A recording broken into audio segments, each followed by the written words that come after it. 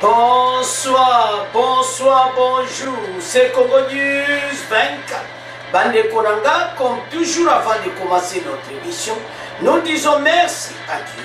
Nous disons merci à nos chers abonnés et téléspectateurs qui nous suivent partout dans le monde et en RDC. Bande Konanga, soyez les bienvenus.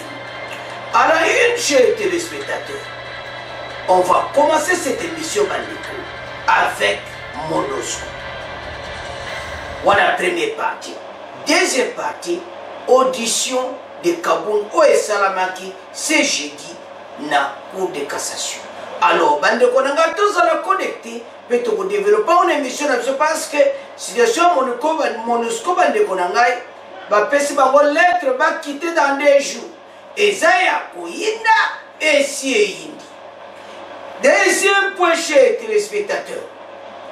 Arrivé à force régionale et décès au débat, l'émission Oye, Bandeko, armée burundaise, secrètement et décès au wow.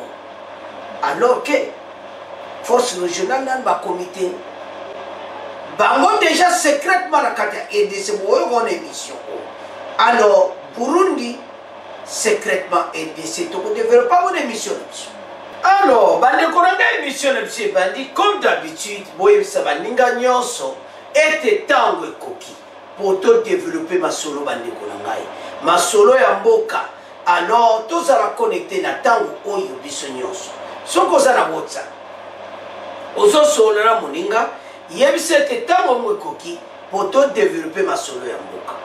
Bandeko, premier point to meko division 1 2. Tokobandana na Jean-Marc Kabound akelaki na audition. Alors batune bakestion nyonso bareprochaki outrage au chef de l'État. Ayebisi en tout cas citation ndenge eza wana bareporte yango pour le 2 août. Avocat a expliqué au bazai ko défendre Kanaï. Bandeko biso nyonso ebete notre bouche langue otoloba makambo nyonso tokoloba okobeta pe liba. La station ya Jean-Marc Kabound ezali pena mobulu parce que azana bate bene bazali suko sepela na été ndete zota alobi ke bele bakom ko yinaye balingi lisusu te. Alors situation comme pena bien te siko tozonga na situation oyo ebenda ba problème nyonso. Situation ya oyo esalamaki ya na garde présidentielle. Mais failli ba bon ba battre la Kamukonzi. Jean-Marc Kabound azaki na faute. Alors comme il a été écarté, ils ont eu une opportunité pour lui. Peut-être ambition des Abanakala à la partie politique. À l'arrivée à la partie politique, à lobby ou Yowana. Mais ça n'a pas de propriété. Mais tu ne développes pas ensemble, tu les tanga ou il y a une cour de cassation. Alors, tant qu'elle est directement à Monusco, la Monusco a commis un problème. Na Sud Kivu, ba pesier lettre, ba yebisier 2 jours, il faut ba quitter ici. Ba luki ba organisme bo ba yaki na lettre et panzani Uvira mo. Que bango il faut pas quitter dans 2 jours, ba plier bagage. Ba de pesi mo boulou na Uvira. Bon, voyons mon émission. Dans Nord Kivu, le jeudi, ba meki sou ko attaquer Monusco. Ba beti ba tire na corona kata Monusco. Alors peuple akimaki. Ba beti bera masasi le kolo pona ka ko bengana population. La situation MONUSCO est un angle belé. Ce qu'on a place à présent à Sénat Bayati, il avait raison. Les mêmes MONUSCO ont un mandat à Conseil de sécurité de l'ONU. Les mêmes conseils de sécurité de l'ONU Baboyaki qui ont levé l'embargo complètement à l'ONU. Ils ont préféré garder notification en cas d'achat. Il y a des armes au contrôle de biso au biso tokoso. Mais j'en suis sûr attaqué. Bakonjamboka bakoza d'accord nangote et puis banakisa kiango clairement et tiaki mubulu na kata conseil de sécurité. Wana déjà ça be indice oyo et banet jamabe. Ba autorité peut pas se permettre. To yesko na deuxième. Basala une conférence de presse MONUSCO. Balobi ke ba armo bango bazana ngo. Et kokina M23. M23 est armée conventionnelle. Bango ezati. À partir de la conférence de presse, on ne peut plater Tibou. Ah, bateau yo. Nandimité. Bateau, toi, tu ndimité bateau yo, bakoyi débiso non. Et comme étant.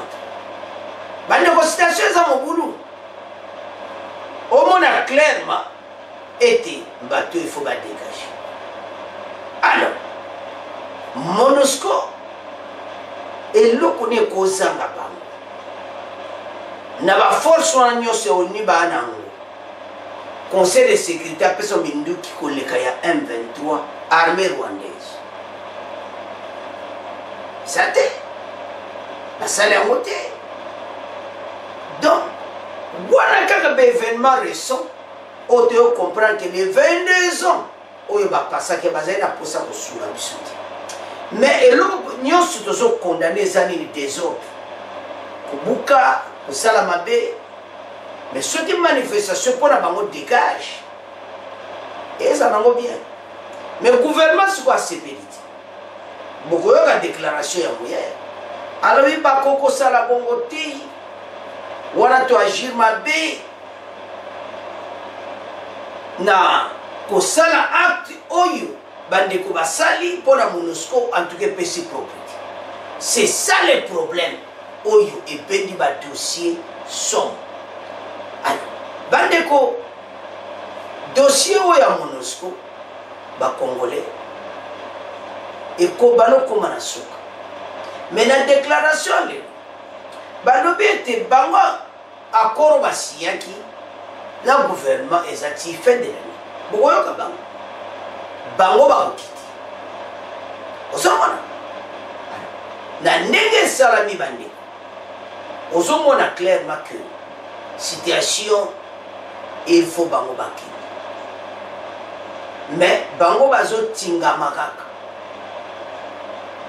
balingi donc bango nde bazotingama donc mawatu mais peuple aza na force koleka bango maloba eyokani makasi ke bango fo bakita jusqu'à ce que na Sud Kivu baye na lettre bapesi na siège ya ONU 2 jours baplier babagage bakita bakonzi baye bazwi lettre batangi me batongo mpe bazomona na te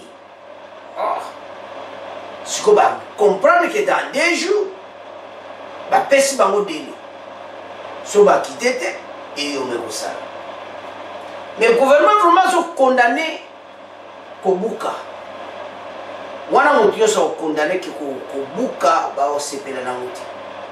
Mais ceux qui vont tirer mon gars, qui vont tirer devant, vont voir ça,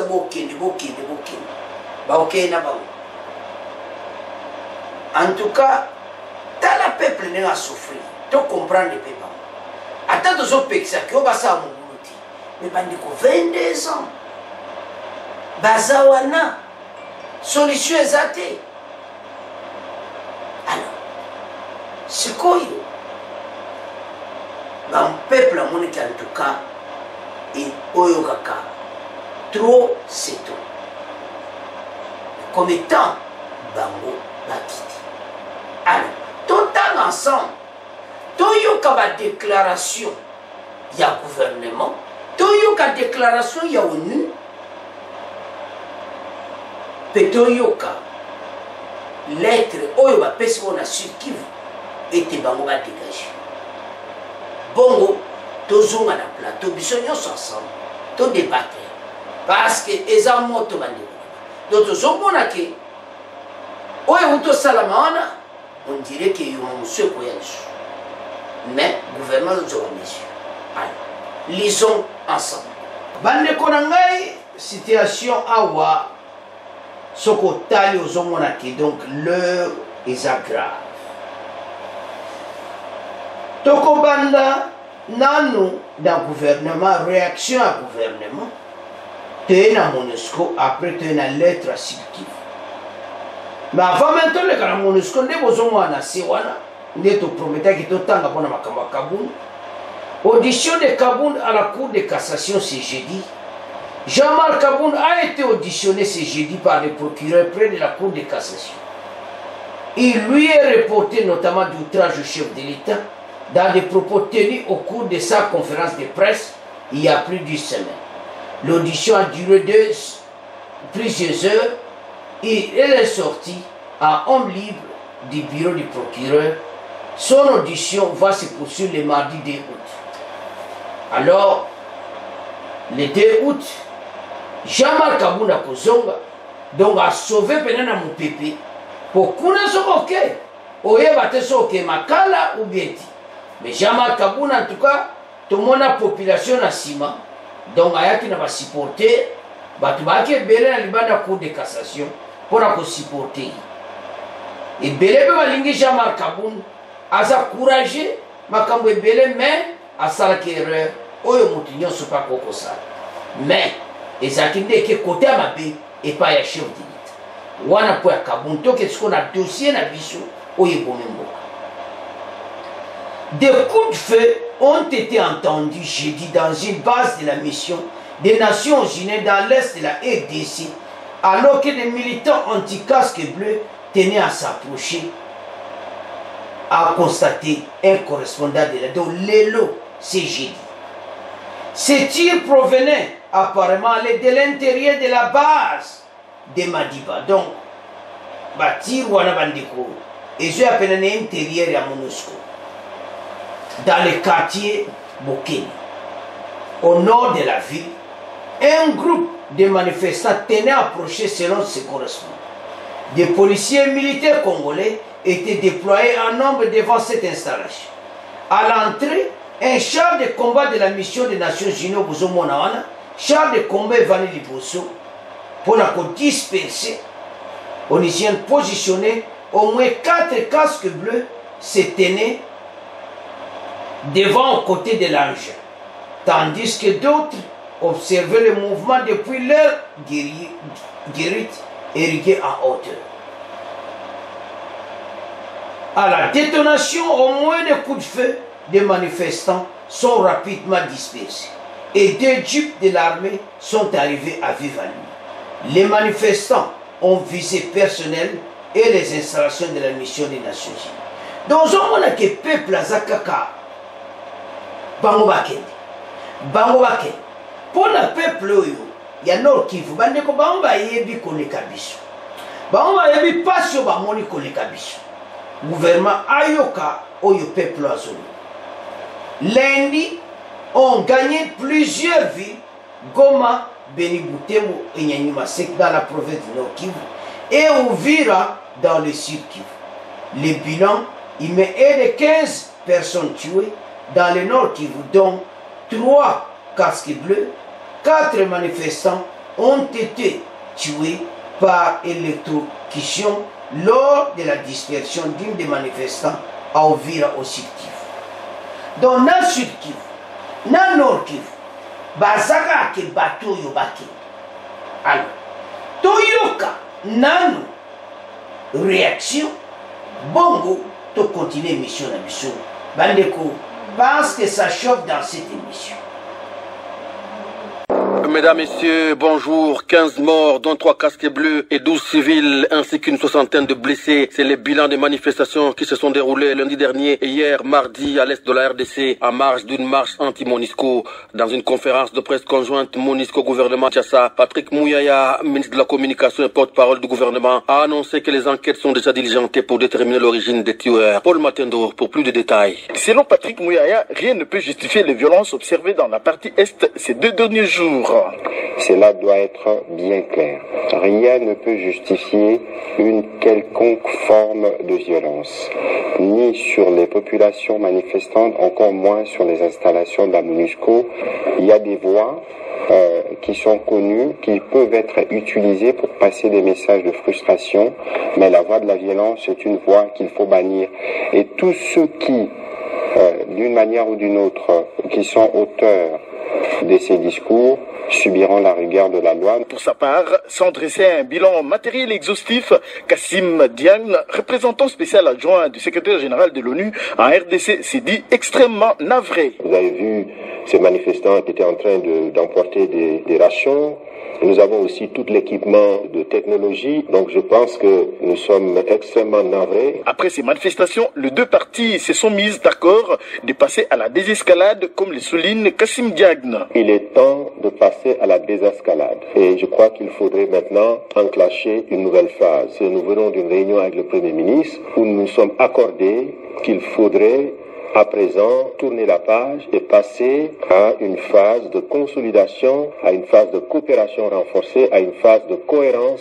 La MONUSCO partira de la RDC, a-t-il rassuré, selon le plan de retrait signé entre les 2 parties. Au chapitre des réactions, la déclaration du Bureau conjoint des droits de l'homme condamnant fermement les attaques perpétrées depuis lundi contre les Nations Unies. Les BSN et l'UH notent que 2 bureaux, entrepôts et domiciles privés du personnel des Nations Unies ont été pris pour cible par des manifestants hostiles. Il appelle les autorités à prendre des mesures diligentes et efficaces pour remplir les obligations de protection du personnel et des bâtiments des Nations Unies dans le strict respect des droits de l'homme. Même son de cloche au sud Kivu, un peu plus au sud, où les autorités civiles d'Ouvira interdisent toutes les manifestations publiques sur toute l'étendue du territoire et de la ville du même nom. Le rappel de cet arrêté du maire de la ville d'Ouvira a été fait hier mardi au cours d'une grande rencontre avec les représentants de toutes les couches sociales locales à la mairie. La réunion faisait suite à une lettre signée par 4 structures citoyennes adressée à la MONUSCO et exigeant à cette dernière de plier bagages dans 2 jours depuis le week-end dernier avant une action publique ce mercredi. L'adjoint du maire de la ville qui a tenu cette rencontre a déploré l'absence de tous les initiateurs de cette lettre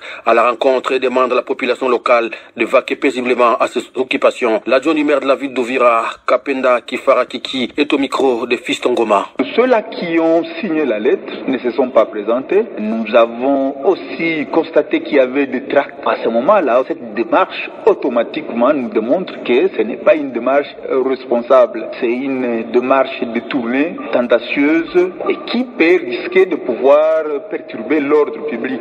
En tant que représentants de l'État, nous ne pouvons pas supporter voir l'ordre public soit dérangé. Et il y a l'arrêté du maire, vu le contexte dans lequel nous vivons, qui jusque-là n'autorise pas les manifestations. Ça, c'est exclu. Il n'y a aucune manifestation dans la rue. Aucune. Tout est normal, absolument normal. Et les dispositions sont prises pour qu'effectivement chacun vaque à ses occupations. Seulement, nous invitons toutes les organisations. Quiconque a une opinion à émettre, c'est son droit. Qu'il voit les autorités, qu'il suive les règles, les procédures. Et il verra effectivement qu'on n'étouffe pas les libertés des gens de pouvoir exprimer leur... Nous savons tous que toute notre population a besoin de la paix. Nous sommes conscients de cela. Mais derrière, effectivement, les manières de trouver cette paix, on trouve aussi qu'il y a des manipulations. Et c'est ce que nous déplorons. Le Sud qui voit encore... Alors, bande konanga to développer makambo ya ensemble. Bolimisa so ezala ki pena na sina moni so et to meko arranger moi muke. Je crois bien ce que so ezonu moi. Bolimisa po na moi erreur. Alors, maintenant, to me ako débattre ya. To yoki MONUSCO. To landi biso nyonso gouvernement réactionnaire. To yoki oya Sud Kivu. To landi biso nyonso. Bandeko batoyo ndenge baza na problème sérieux. situation oyo bandeko na ngai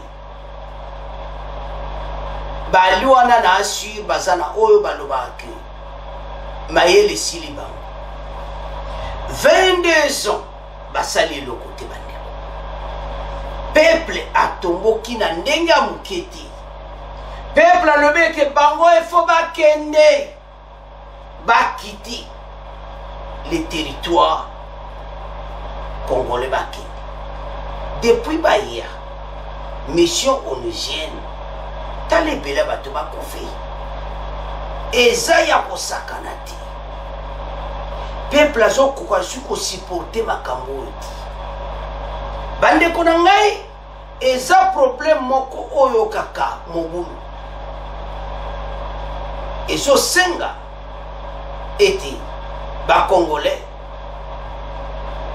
gouvernement peut comprendre oyo tozo senga parce que peuple azo mona passe bango bazawana bazana biloko nyonso. Oui, gouvernement libo sala mobuluti bambache pacifique continue mais nande to landi bango tozo mona teke bango ba okitika ka lobi lobi.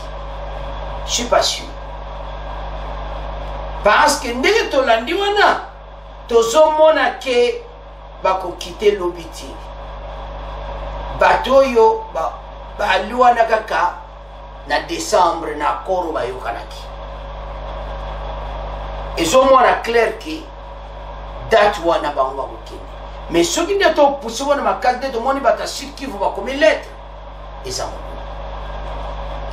tolandi ye mo MONUSCO ya lobeke baza na contrat na gouvernement bango baza ko accompagner gouvernement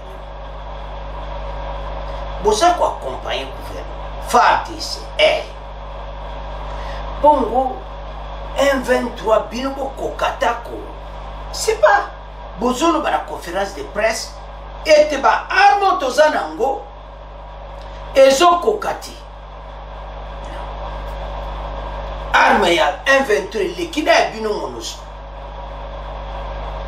place wande place opena to moni kedo mawato bango mo basalaka conférence de presse les mêmes MONUSCO baza dirigé na Nations Unies. Nations Unies azopesa ba mbongo akosakana te bandeko na ngai ebele ya mbongo bandeko tolandi biso nyonso toyoki Patrick Muyaya toyoki bango mo MONUSCO toyoki na Uvira na Sud Kivu Uvira pena bapesi mo balobi en tout cas bakiti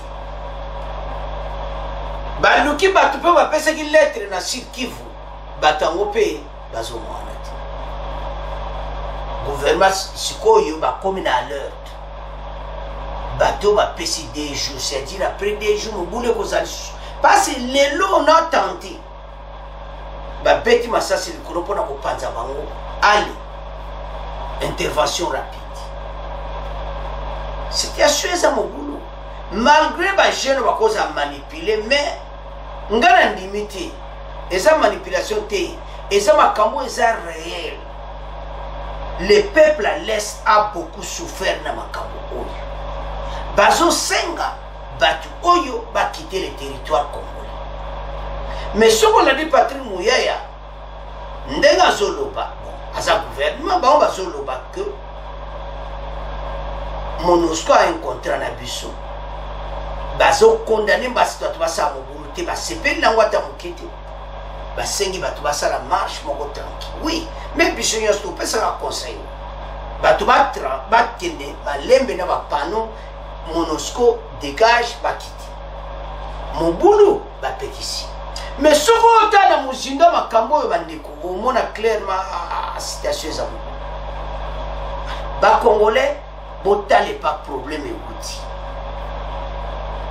situation oyo en tout cas eza soko zotala ngo omonaki bato baza monsieur bi bafundi bango te bakopera na bagroupe bafundi bango ete bango banda baya ya des multiplications de groupes armés nani azana MONUSCO bazokopera MONUSCO ayebani na ba groupe wana nyonso bandeko 22 ans bakomaka bamasa na bango le nyonso na zamba ti basola na bango parce que baza na bacontact na bango comment situation ezoleka na kati ya zamba ngana yo toyeba te me bango baza wana presa me ezomona claire ezaka ke bakoki te eza komaka mokili gauche droite gouvernement peuple aza en raison bakoki na bango te maintenant le problème qui se pose baza na contrat na gouvernement ti décembre ina nio bareportaki sikoyo décembre na mokutu komite est-ce que bakoplie bagage nde toyoki na lettre wana sikivu bapesi bango 2 jours est-ce que bakokende Nations Unies bazo reporté makambo ebele me baeda te oyo ko rapport boy ba groupe armé boy tout ça le deuxième point mais basalaka nini po makambo ba groupe armé oyo esi pourquoi bango banda bayaka ke se multiplier peuple alembi na ye alors bandeko a tokokende su mingi te tolandi biso nyonso toyoki gouvernement toyoki bango nyonso tomoni en tout cas nde makambo ekendeke kati décembre mais peuple aboyi kozela peuple aisi gouvernement en tout cas soko même lundi oyo bakende na bango mais bapesi bango 2 jours na Sud Kivu elakisi nini mais gouvernement apekisi bosango alors bandeko na nga wana tokomotika wana baboni bandeko po problème oyo eza maoto mais toto résumé premier point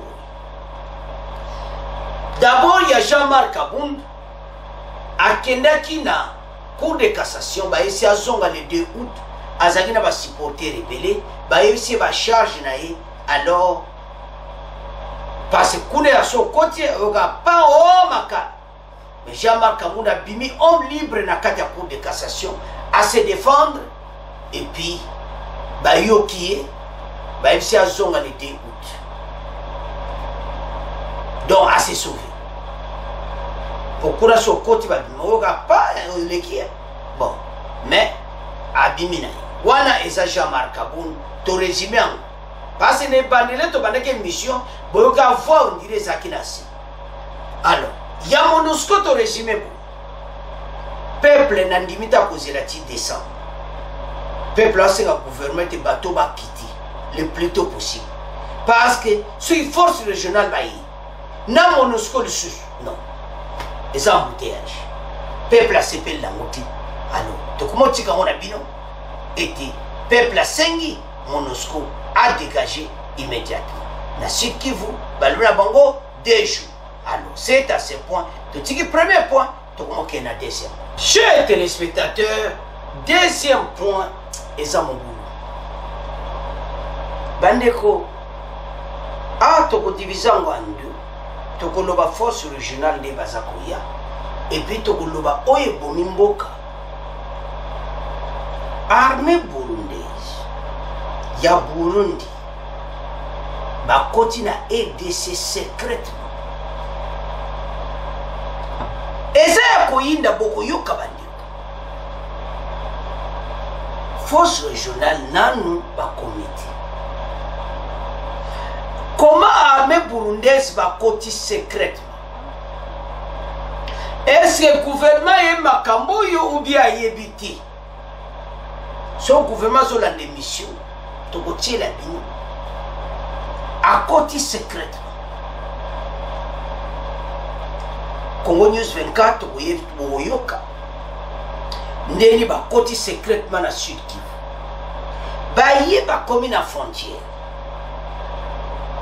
bakanisaki bakomona bango te babandi kolongola bateni militaire na mboka oyo eza frontière na Sud Kivu na nzela mako balongoli bateni balati ba civil c'est-à-dire armée régulière na ba milicien bakoti na kati ya EDC secrètement bandeko ezosala mawa secrètement mpo babundisa Red Tabara bandeko botala secrètement bakoti na kati ya RDC.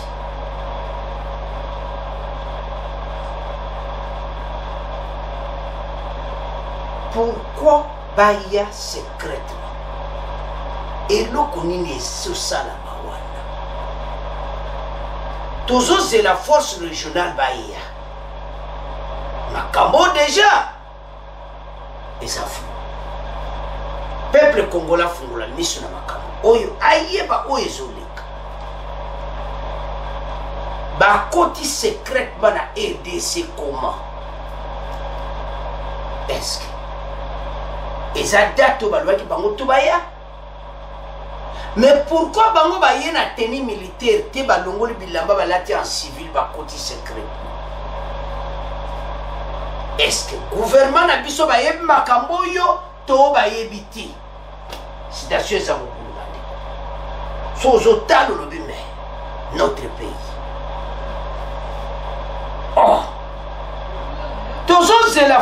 tozozela force régionale baya.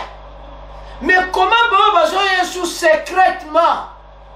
C'est ça le problème. Oyo ba congolais bazo tuna gouvernement. Force régionale onde bazoya bandeko totala makambo mala. Biso bana be mission chef to beta ki c'était. Peuple aza pena d'accord pena shona nguti. Bazo mona pena clarté mais force régionale baya. Mais bon la sikoyo armée burundaise va continuer secrètement na RDC. Non, situation est ça. Et bandi malamuki totanga yango ensemble boyo kapé ndebe expliquer nande baye na frontière bazolongola ba tenue militaire ba lati civil ba se déguiser na kati ya population na Sud Kivu à côté Zamba Bitumba. Et ce n'est pas maintenant, depuis lors, depuis qu'on a annoncé qu'il y a novembre ma force régionale bango déjà bazana kati sikoyo toko se retrouver la situation balobi ke bazolanda Red Tabara. Non, situation est en boulot bandeko. Alors tout ensemble tout yo kande bakota qui secrètement pour toi avancer l'émission parce que déjà mon boulot est ça. Armée burundaise secrètement envoyée en RDC. Bandeko et puis Togoloba, ndeni arrivé à force régionale en haut. Comment? Des centaines de militaires et de miliciens burundais ont été envoyés clandestinement dans l'est de la République démocratique du Congo depuis fin 2021 pour traquer le groupe rebelle Red Tabara, affirme mercredi. Donc c'était hier, dans un rapport de l'ONG Initiative tous les droits humains au Burundi. L'armée burundaise a toujours demandé toute opération secrète, affirmant agir uniquement dans le cadre d'intervention connues par la communauté de l'Afrique de l'Est, Union africaine ou l'ONU. Armée burundaise oyo baye na frontière nde balati wana balongoli bateni wana. C'est ça. Avance. Le Burundi fait notamment partie d'une force militaire régionale décidée en juin par les EAC afin de lutter contre des groupes armés qui sanglantent l'est de la RDC et envènement des relations avec les pays voisins. Mais selon l'IDHB, organisme IDHB, organisation basée à l'étranger qui a recueilli de nombreux témoignages des soldats, familles membres du parti au pouvoir et de l'opposition, des militaires et des Mbora Kouré, membres du mouvement de jeunesse du parti au pouvoir, ont été secrètement déployés dès décembre 2021. Bandeko banda décembre. Boyebi que makambo na novembre ba annonça que makaba force régionale. Les rangs inventeurs kudan ma eyindité. Bateau déjà. Batindi bateau secrètement en décembre. Depuis plus de 10 ans, les militaires burundais et l'Imbonekoure cherchent périodiquement à traquer ces groupes d'opposition burundais en RDC. Mais l'opération actuelle est une ampleur et d'une durée différente. Plusieurs centaines de militaires burundais et d'Imbonekoure, plus de 1000, se seraient rendus en RDC en vagues successives depuis fin 2021. On estime environ 700, ils sont rendus à un moment donné au début du déploiement en 2021. Détaille-t-elle, tout affirmant le pouvoir, confirmer le nombre exact de militaires démocratiques déployés sur le nombre d'incursions. Le groupe d'experts de l'ONU a recueilli des informations sur incursions ou opérations de l'armée burundaise et Imbonekoure dans les territoires d'Uvira en RDC entre septembre 2021 et mars 2022. Donc, dans la période wana, tina mars, basi ba koti batu ebele. Donc, plus de 1000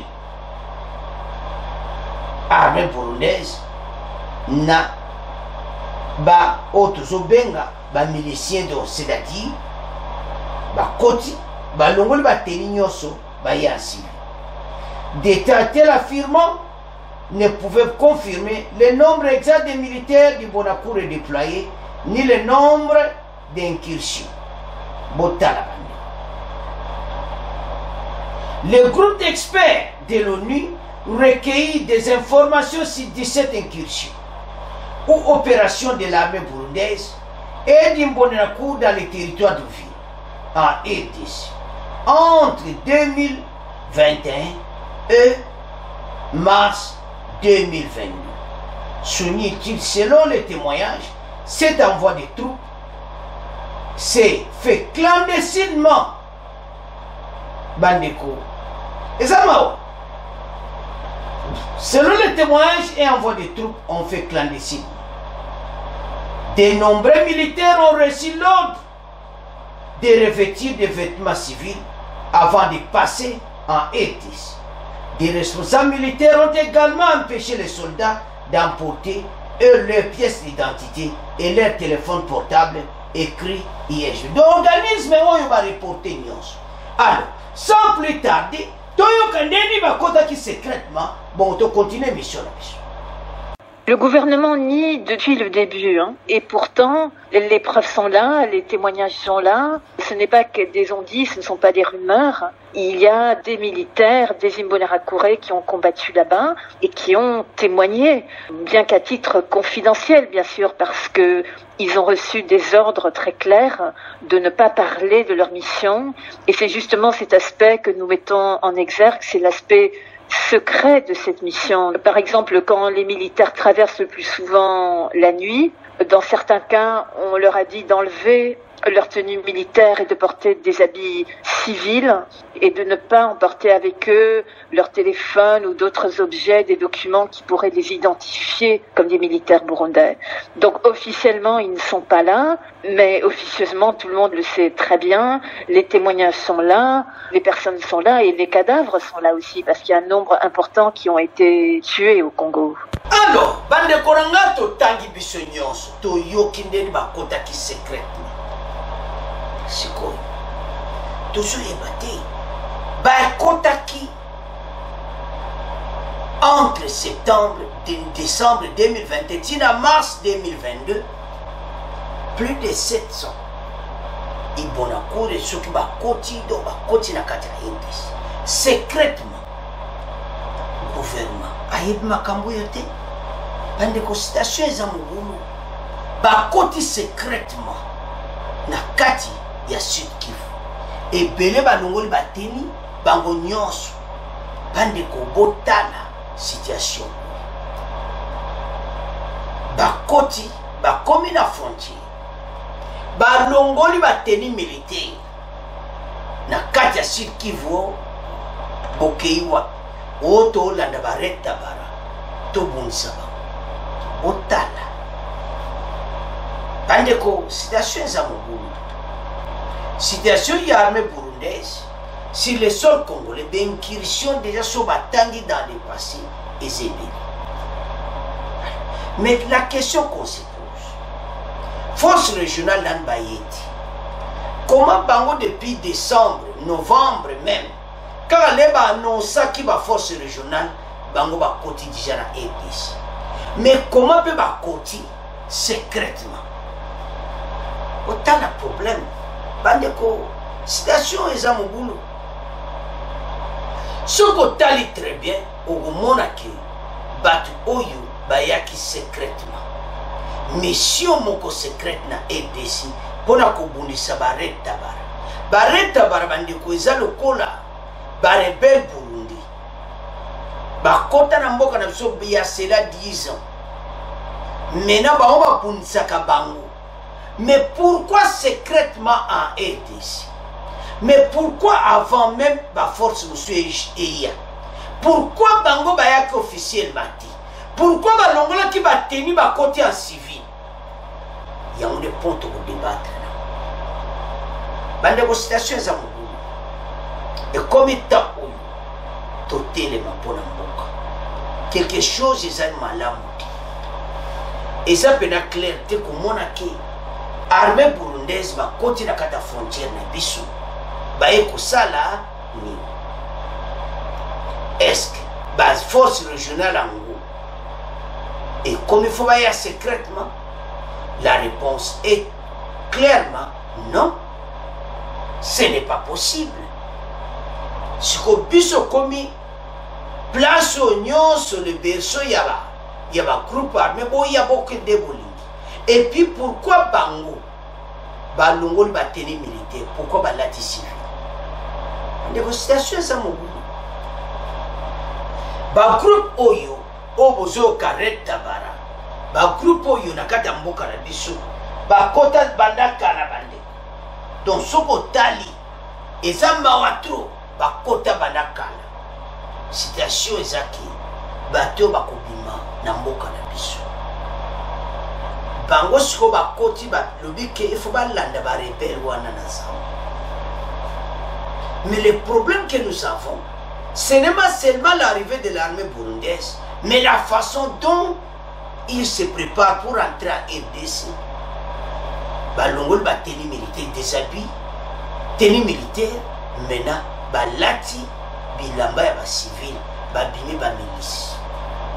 Voilà la situation où est tout ça. Bandeko, tolandi biso nyonso extrait wana. Soko tali toza menacé na ndenga mokiti. Et comme étant ba Congolais ba telema parce que bandeko ezo sala pena donc oyo ka clair ezo sala mawa. Donc tozo mona clairement makambo force régionale menato lobaya. Force régionale bazo ya na mboka na biso. Sikoyo. Pourquoi bareta barawana? Nani aemsimo baya kolanda bareta ba. Armée burundaise. Pourquoi ba koti secrètement? Ba banda bitumba na reta bara. Banda kala. Donc tolembi makamu oyo. Ba miliciens secrètement na RDC. Sikoyo et comme hésitation. Peuple à Zobanga arrivé, il y a force régionale. Botana. Maintenant, côté de Zobanga force régionale, côté Burundi, armée n'est côté qui secrètement. Banda, novembre 2021. Quand les annoncent qu'il va force régionale, on dit que c'est un côté qui secrètement. Mais, le gouvernement burundais va Zobanga. C'est quoi question de Zotuna? Gouvernement boyebite te bâtons bazo kota secrètement baye ko sala nini ba Congolais nous avons un problème sérieux mais tonton ba likamo clair makambo tozo mona siko eza makambo esala makabanda kala comme la l'air à présent Félix batie makambo nyonso polele pour biso za koyeba te bakongolais bazali koyeba eloko moko te tozalaki manipulé na gouvernement esalaki 20 makambo tovivre balobi il y a cela 10 ans armée wana burundaise bakotaka na bango basali masolo mpe babimi et comment reverser bopo comme l'air oyo mais l'air wana vous comprenez et de ce causes à tes places batoya quoi gouvernement job mesure moko nécessaire parce que to limiter makambo ya ba force régionale déjà talasiko Burundi aza na kati ya force régionale pourquoi batu musu bayaki secrètement pourquoi balongoli bateni militaire to bayebi biso milice mususu bakosa lisusu reta bara musu ebimi tozala mayele tokomi na poma bakotisi biso nde milice pour ceux qui font régional aye abimisi reta bara bamilice wana bareplie bapemi na lobiloko yo baplan ezokatisa Burundi bando tozomonaka Rwanda Burundi yo na Uganda baza mpe na kati ya masumu sikoyo soki ozotala banégociation oyo otali gauche otali droite epoka na biso pourquoi balongoli bateni militaire pourquoi bakoti en civil l'air est grave eza secret dévoilé gouvernement baluka bayeba bakotiseli biso milice na Sud Kivu ya sika lobi bokatsaka reta bara mususu asi akotaki bawuti wapi Burundi